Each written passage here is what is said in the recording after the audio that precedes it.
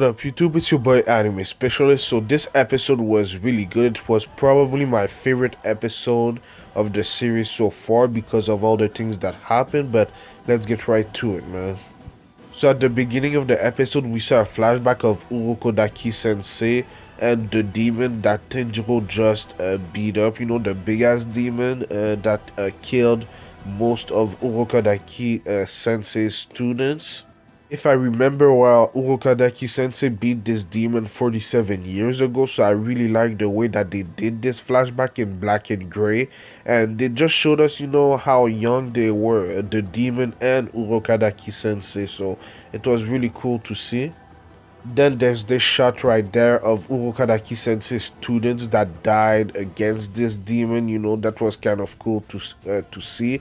But the thing that I really want to talk about is the demon in particular, because before he completely died, we saw him as a kid, as a human in his head, you know.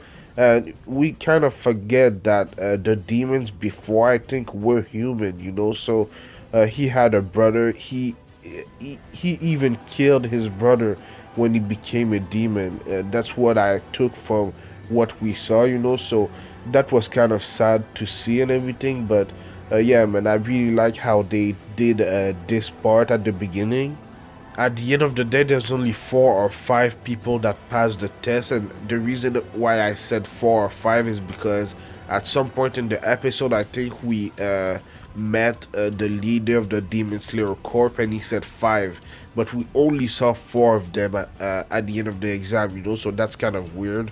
But anyway, man, they had to choose one of the Orn to create their demon slaying sword, and the way that Tenjo found it and choose it is with his high keen of smell, you know, so that's how he chose one of the Orn. It was pretty cool to see the other 3 members that passed the test. I think they were in the opening, and I really like their design. I think they're going to be main characters.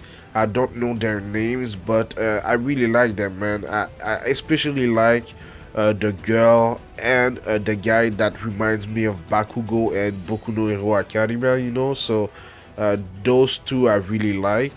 The other guy is kind of scared to die, but he made it that far, you know, so that means he's pretty strong. So I don't think he'll die that easily. But yeah, man, those 4 I think are gonna be obviously Tenjiro, but the other 3 I think are gonna be the main characters of this show. It seems like they're all the same age, and yeah, man, it seems like they also have a different personality. You know, the girl is always silent. The yellow guy is always scared, and the other guy that reminds me of Bakugo is always angry, you know, so they all have different personalities, and I like it. And finally, man, for the first time in 1 year and a half, 2 years, Nezuko was awake, and it was a really cool moment because when they saw each other, Nezuko and Tenjiro just ran at each other and hugged each other. I really liked this sister-brother moment in this episode. It was really heartwarming, you know. So just to see Nezuko awake again, and she remembers that that's her brother. She remembers everything. So I really want to know more about her, if she can talk or something like that, you know, in the next few episodes. But yeah, man, it was a really cool moment. I really want Nezuko to be a big part of this series. Obviously, the reason why Tenjiro became a Demon Slayer is because he wants to find a way to turn Nezuko back to a human. But I really want her to be a part of this show, you know, be a fighter, fighting with her brother and everything. I really want her to be that big of a part in this show.